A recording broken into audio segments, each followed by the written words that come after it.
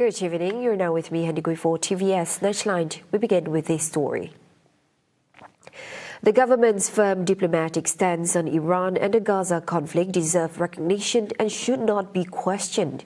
Prime Minister Datuk Seri Anwar Ibrahim says the approach strengthens Malaysia's ties and ensures a safe passage for Malaysian vessels through the Strait of Hormuz. Senang nak pujuk Presiden Iran bagi laluan Selat Hormuz. Ini semua ada. Saya tak katakan kerajaan dulu ini tidak baik dengan Iran. Betul baik. Tapi tak seperti mana yang ada kita sekarang. Kita boleh telefon berulang kali. Kita boleh usulkan di parlimen. Bantah serangan Israel dan Amerika. Earlier, Anwar contacted Iranian President Masoud Pezeshkian, while Foreign Minister Datuk Seri Mohammad Hassan held discussions with his counterpart Abbas Araghchi, allowing 7 Malaysian vessels, 4 carrying crude oil, to continue their journey home. Iran's ambassador to Malaysia, Valiola Mohammadi Nasrabadi, stated that the vessels are granted safe passage through the strait without any charges. As a result, Malaysia secured a special exemption, allowing tankers and crew to use the route safely following direct negotiations with Tehran and other regional powers.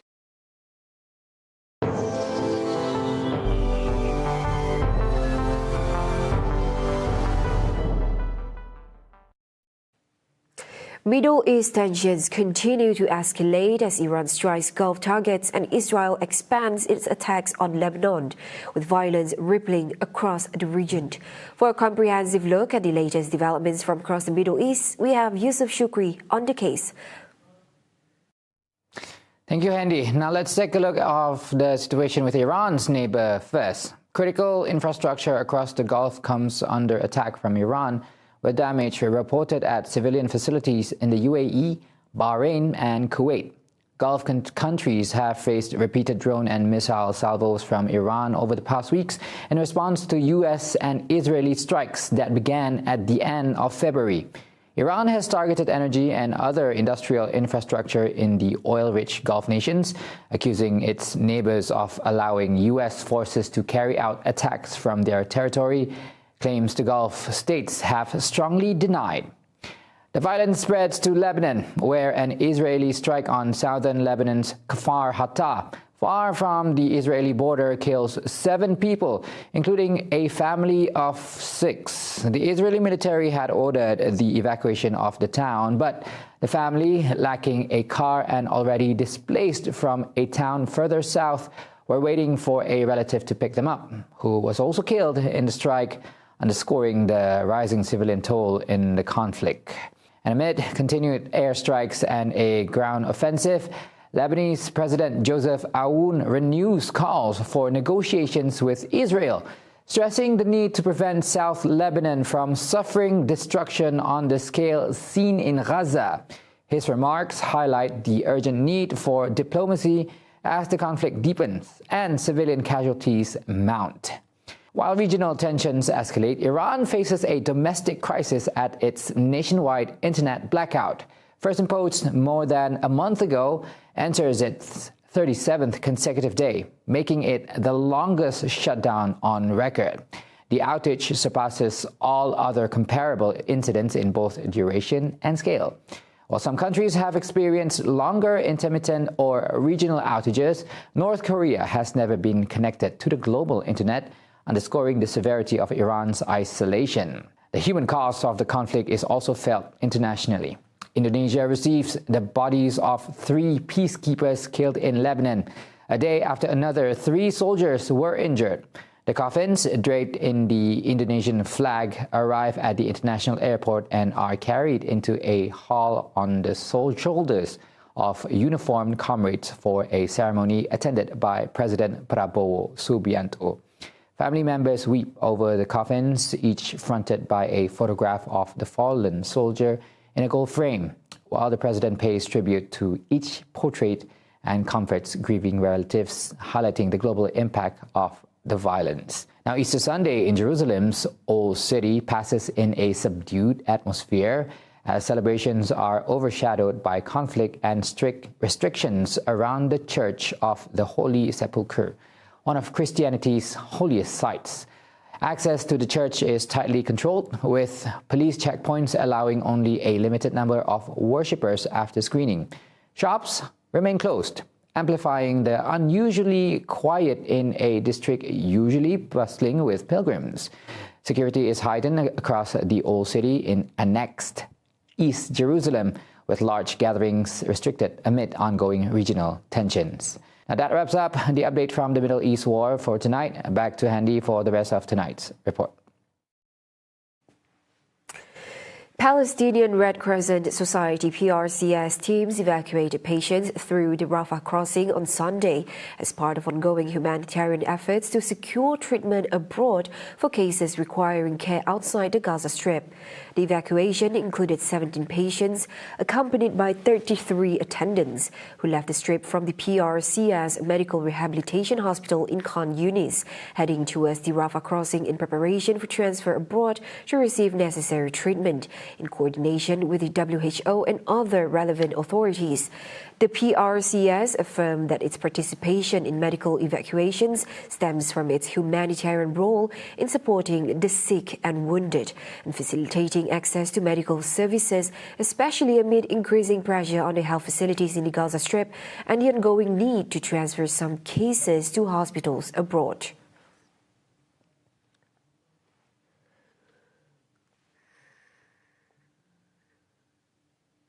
Now back in Malaysia, the government continues to strengthen measures to address the global energy crisis with a focus on protecting public welfare. Communications Minister Dato' Fahmi Fadzil says Malaysia remains firm, stable and resilient in facing any challenges. In a Facebook post on Sunday, Fahmi stresses that in facing global challenges, strength comes from discipline, reinforced by cooperation and supported by confidence. At the same time, he urges the public to make use of the price catcher application to check prices and make smarter purchasing decisions. Price Catcher, developed by the Ministry of Domestic Trade and Cost of Living and launched in March 2019, displays prices of 480 selected items across wet markets, hypermarkets, supermarkets, mini-markets and retail shops. 6 categories of goods are monitored, namely fresh items, dry goods, packaged goods, milk and baby products, hygiene products and beverages. Malaysia Aviation Group (MAG) is strengthening its resilience against fuel price volatility through a structured hedging strategy to counter rising costs while maintaining a steady expansion trajectory with particular focus on lucrative China and other key Asian markets. President cum Group CEO Captain Nasaruddin A. Bakar says the airline is navigating a challenging operating environment marked by rising fuel prices and geopolitical uncertainties. This significantly increased cost pressures across the aviation industry, and despite the challenges, MAG secured sufficient fuel supply through a combination of long-term contracts with suppliers and operational adjustment to ensure continuity. The ongoing West Asian conflict, he adds, that cost volatility, fuel prices and foreign exchange rates has significantly impacted the profitability of the airline industry, raising fuel costs by 51 million ringgit, with a 203 million ringgit negative on profit and loss due to forex. Fuel costs, which typically account for about 40% of MAG's total operating expenses, have risen sharply amid the ongoing crisis, now contributing approximately 50% of overall costs. Nasaruddin said around 20% of global fuel supply has been impacted by the crisis, creating additional strain on airlines worldwide. In certain locations where supply is constrained, Nasaruddin says MAG are carrying additional fuel from other stations to maintain operations. Though careful planning is needed, MAG proves that it successfully carried out its plans. In February 2026, MAG has adopted a quarterly fuel hedging approach, allowing the group to balance cost stability with market flexibility. The group has hedged approximately 36% of its fuel requirements for the first quarter, increasing coverage to 50% in the second quarter, before tapering to 40% in the third quarter and 25% in the fourth quarter. The difference in diesel prices between Sabah, Sarawak and Peninsular Malaysia is justified due to higher logistical and operational costs in the state. Deputy Minister of Urban Development, Land Custody and Environment, Dr. Len Talib Saleh, explains that Sarawak's vast geographical size and dependence on land transportation contribute to high diesel consumption, which in turn affects pricing.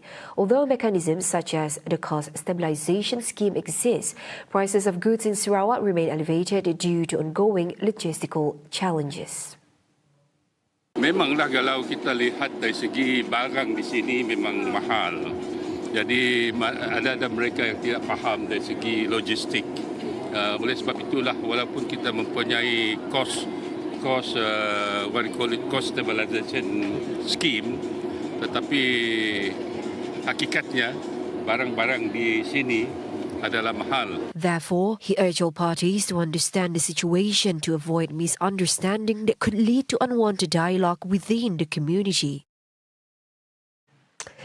The Ministry of Domestic Trade and Cost of Living KPDN Penang has dismantled a syndicate involved in the misappropriation of subsidised diesel, seizing over 300,000 ringgit worth of fuel from an unauthorised storage facility in Sungai Lokan, Butterworth. The syndicate reportedly collected diesel from various petrol stations across the state and transferred it to larger tankers for sale outside Penang at lower prices. After a month of intelligence work, officers raided the facility and discovered an 18,000-litre tanker, transferring diesel into a 23,000-litre tanker. The premises lacked the necessary licenses, permits and documents to handle controlled goods. KPDN seized the tanker lorries, hoses pumps, business documents and 21,190 litres of diesel.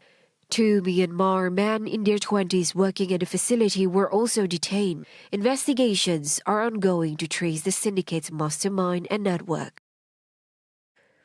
Now, back in the state, the hawker area around Brook Dockyard is set to be redeveloped with a more vibrant and modern concept in line with current trends. State Minister of Tourism, Creative Industry and Performing Arts, Dr. Sri Abdul Karim Hamzah says the location, once well known as a hawker spot, continues to serve its regional function but has strong potential for improvements in layout and overall environment.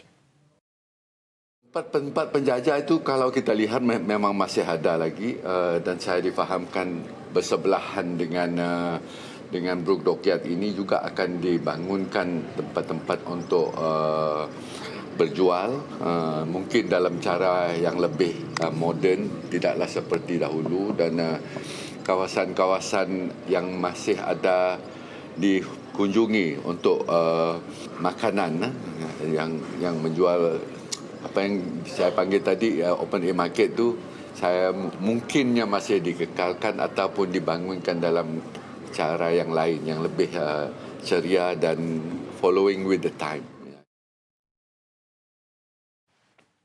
Get all the updates you need all in one app. TVS Inspire brings you live updates on events, news and programs. Available now on the Apple App Store and Google Play Store. TVS Inspire, well on your screen, anytime, anywhere. And those were the updates on TVS Nightline. Thank you for watching. Have a good night.